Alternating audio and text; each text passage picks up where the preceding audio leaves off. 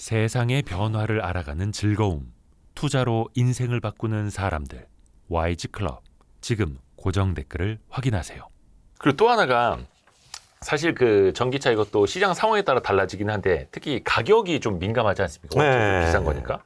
근데 테슬라 같은 경우에는 속된 말로 전기차 가격이 회처럼 시가. 그래서 무슨 뭐 돌돔 가격도 아니고 생선처럼 시가로 팔고 있는데 이게 되게 탄력적으로 가격을 조정한다라는 거잖아요. 그렇죠.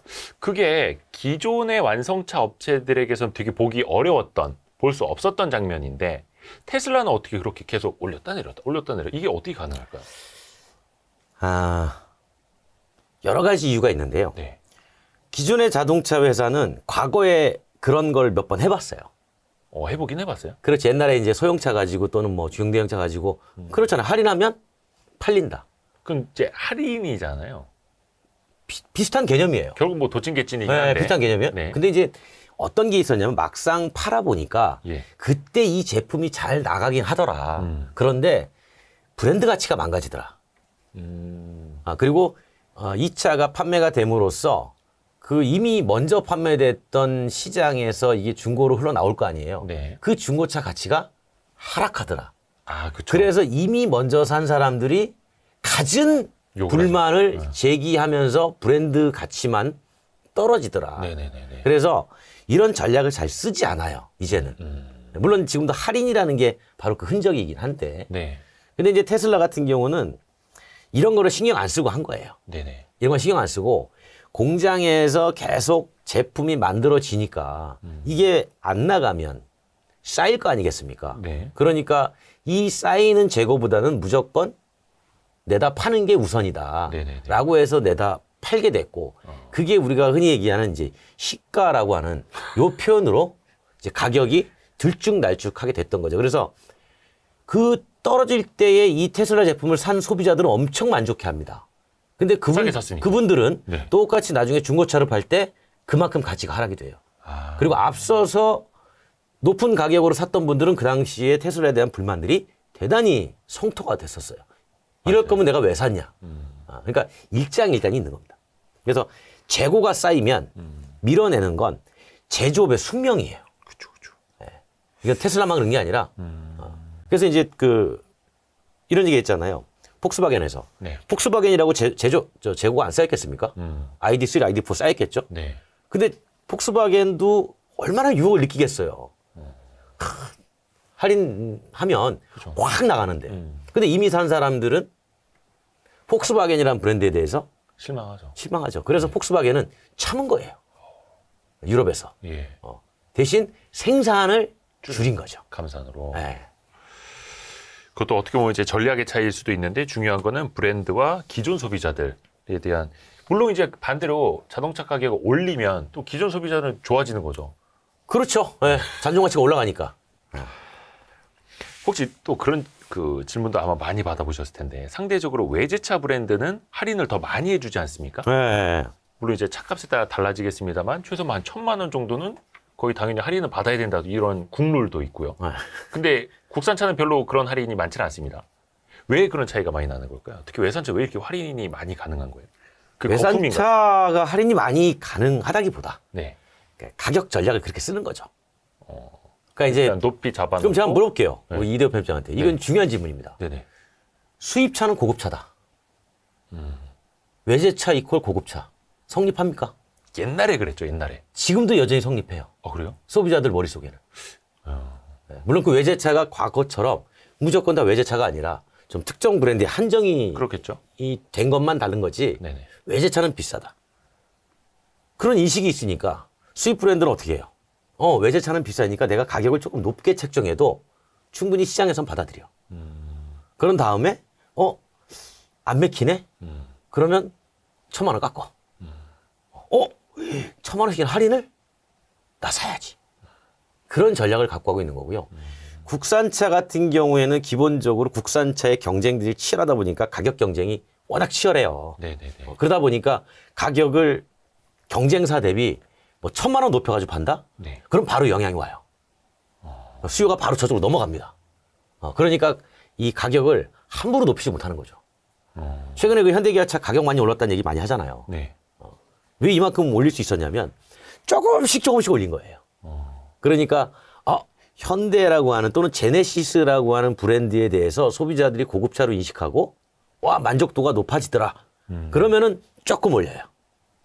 그다음에 좀 더 올라가면 더 올리고. 네. 우리가 흔히 그거를 가지고 이렇게 표현하죠. 글자값이다. 엠블럼. 네, 글자값이다. 네네. 보통 BMW보다 벤츠가 1,000만 원 더 비싸요. 벤츠가 더 비싸요. 네, 글자가 4개니까.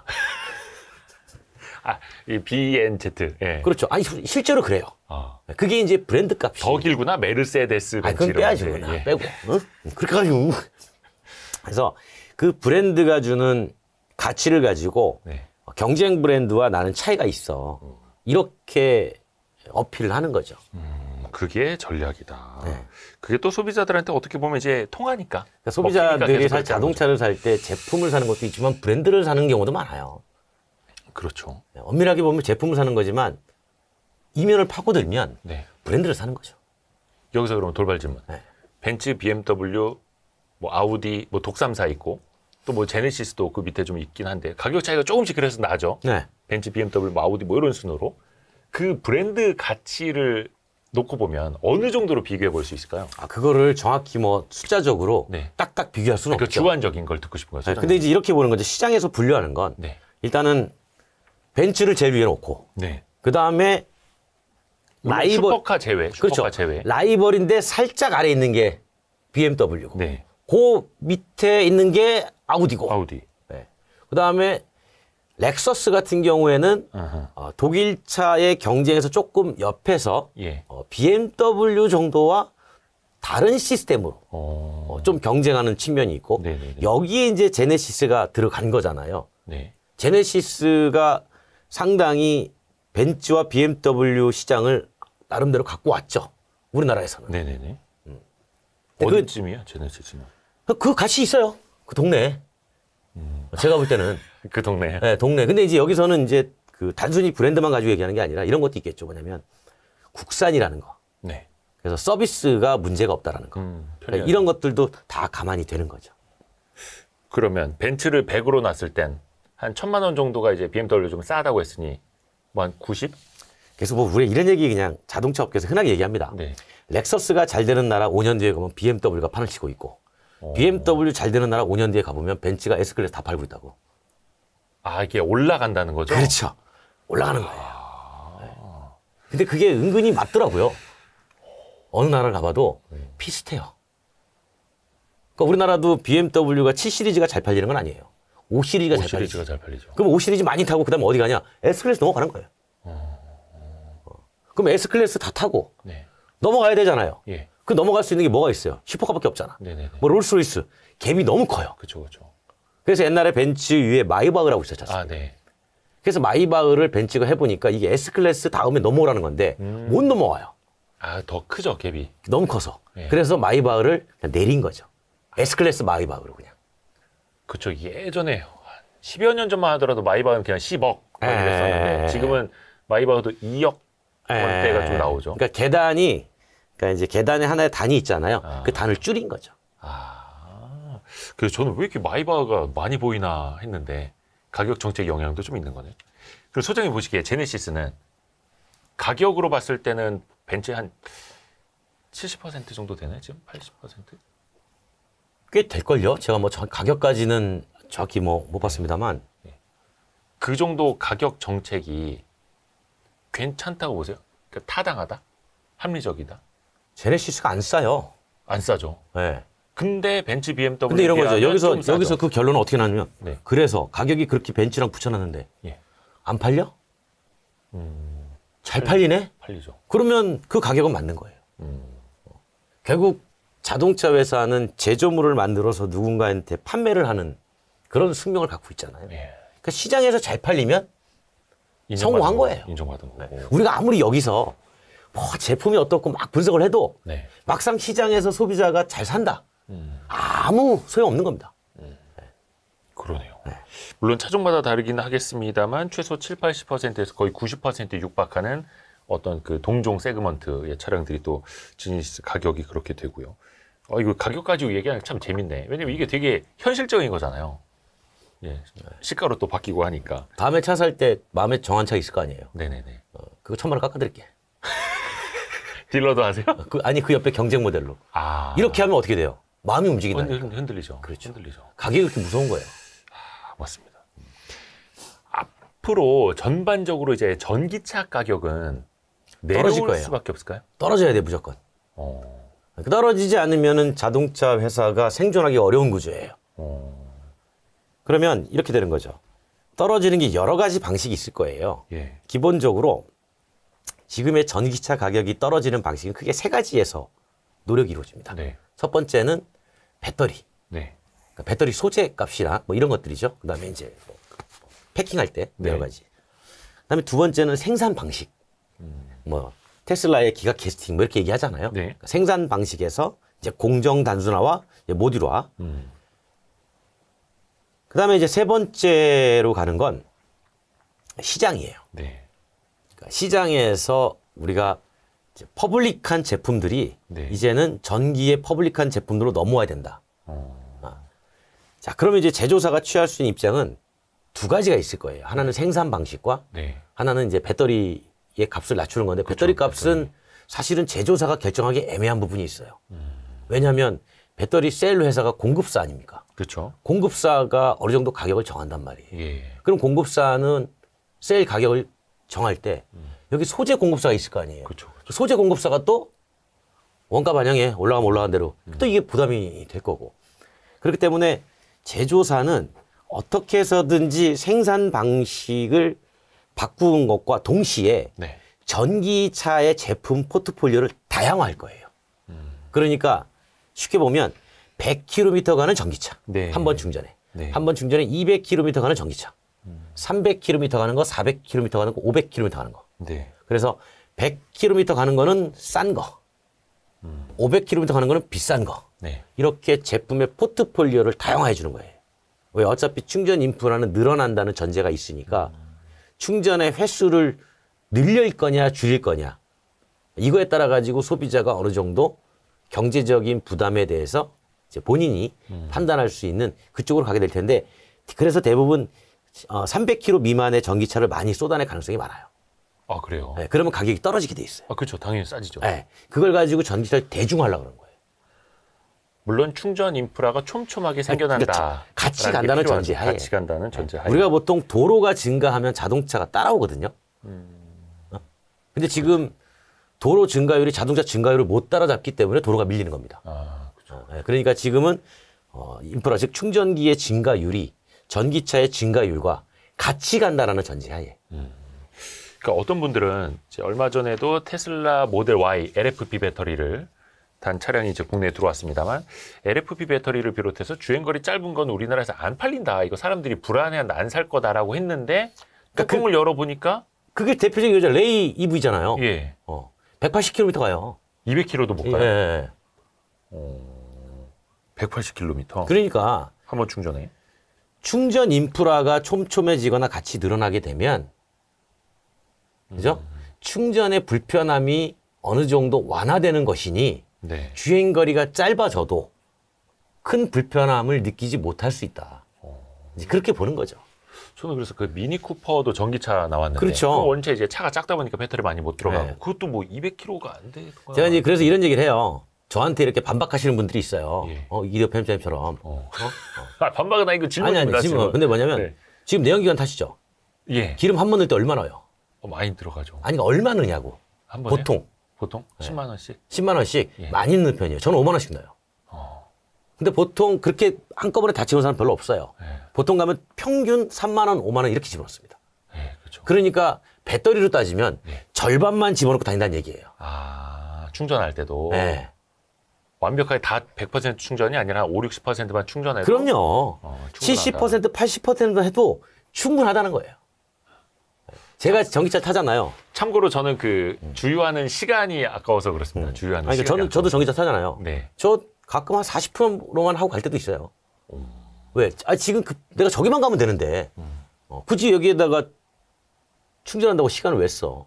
잠깐 15분 정도 충전하고 가면 충전기 있는데 거기서는 몇 시간 머물 건데 거기다 물려놓으면 되지. 그런 식으로. 네. 그런 것들이 생활화 된다라는 거죠. 오호. 어차피 또 이게 목적별로 또 다를 수도 있겠고요. 뭐 미니쿠퍼 타고 부산 갔다 올 거 아니니까. 그럼요. 그 하이브리드 차량이 어떻게 보면 이제 지금 가장 대세라고 해야 될까? 인기가 제일 많잖아요. 중고차 값도 안 떨어지고. 네. 어떻게 보면 이제 내연기관차와 전기차 그 중간에 있는 건데, 그래서 앞에서도 그 기술적으로도 그렇고 엔진 이야기하던 부분에도 이거 이야기를 해주셨는데, 그러면 하이브리드 차량의 인기는 계속될까요? 아니면 딱 그 과도기에만 좀 멈출까요? 계속 될 거예요. 그러니까 이렇게 되는 거죠. 네. 경쟁 구도를 가지고 얘기하는 겁니다. 경쟁 구도. 우리가 흔히 말하는 파워트레인의 경쟁 구도. 네. 자, 내연기관의 경쟁은 뭐냐? 뭐예요? 내연기관의 지금 경쟁. 우리가 얘기할 때 그냥. 그죠, 뭐 전기차와의 어떤 가격 대비. 그냥 내연기관의 경쟁은 전기. 동력원으로 보면. 네네네. 기름의 경쟁은 수송 부문에서. 네네네. 전기로 우리는 인식을 하고 있잖아요. 네네네.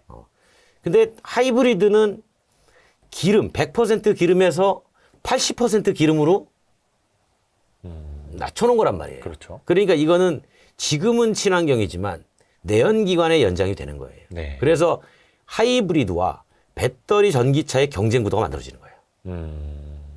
내연기관은 100% 내연기관은 빠지고. 사라지고. 예.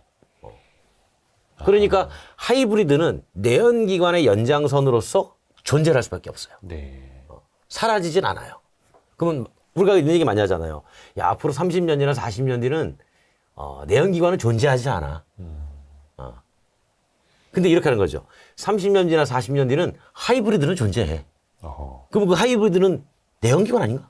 하이브리드는 예를 들어서 유럽연합에서 2025년부터 친환경차 리스트에서 뺀다고는 했는데, 그렇죠.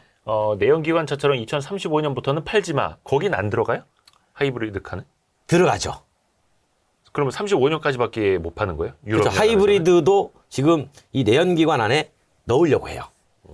네. 그래서 하이브리드가 내연기관이라는 게 그런 개념인 거죠. 다만 이 하이브리드를 우리가 보통 이제 일반적인 하이브리드가 있고, 네. 이제 플러그인 하이브리드가 있잖아요. 네네네. 그다음에 이제 레인지 익스텐더도 있어요. 하이브리드인데 이제 엔진이 발전 역할만 하는. 이제 그런 것도 있고. 그래서 유럽연합이 하이브리드는 없어지는 게 아니라 네. 이 하이브리드에 사용하는 연료가 네. 달라질 수 있다. 연료가 달라진다. 그러니까 기름을 쓰는 게 아니라 예. 합성 연료를 쓸 수 있다. 바이오 그 에탄올 같은. 우리가 흔히 얘기하는 이퓨얼이라고 하는 네. 탄소 중립 합성 연료. 수소 기반의 이산화탄소를 섞어서 만든 액상 연료. 과거에 존재했던. 하지만 이제 와서 다시 끄집어낸. 그거를 이제 독일이 끄집어낸 거죠. 옛날에 뭐였더라? 뭐 콩기름, 옥수수 기름 뭐. 그건 이런... 바이오 기름이고. 그건 바이오 기름. 탄소 중립 연료는 수소 기반으로 만들어요. 오, 그래요? 그래가지고 수소에다가 이산화탄소를 섞습니다. 그래서 이걸 액화 공정에 돌리면 네. 상온에서 기름처럼 보관이 가능한 수소가 나와요. 액화 연료가 나와요. 네. 네. 그 액화 연료를 주유소의 인프라 그대로 씁니다. 그래가지고 지금 이대호 아나운서가 타는 내연기관차에다 집어넣어도 네. 가요. 수소가 탑니다. 엔진 손상 없이요? 네. 그리고 이산화탄소가 나와요. 그걸 다시 잡아요. 이산화탄소를. 다시 수소랑 섞어요. 그러니까 탄소가 더 이상 증가하진 않죠. 네네. 순환은 되니까. 그래서 탄소 중립 연료. 네. 그래서 그런 차원에서 유럽에서는 기름을 쓰지 말고 화석 연료를 쓰지 말고 네. 탄소 중립 연료로 바꾸자. 그러면은 내연기관은 존재할 수 있다. 이게 탄소 중립 연료, 그러니까 H2랑 CO2로 합친. 네, 수소와 이산화탄소 섞은. 그게 지금도 어디 가능한 거예요? 어디 기술 수준이 어디까지 와 있는 거예요? 지금 쓸 수 있어요. 저기 만들고 있어요. 저기 남미 칠레에 가면 만들고 있어요. 그쪽에서는 이게 또 만들어서 칠레에 쓰는 게 아니라 지금 이제 시험적으로 만들어가지고 그 내연기관의 향수를 갖고 있는 기업들이 있어요. 그 내연기관의 시대를 가장 오래 이끌고 하는 기업들 주로 레거시 기업들 스포츠카, 빵빵빵빵빵빵 필요하죠.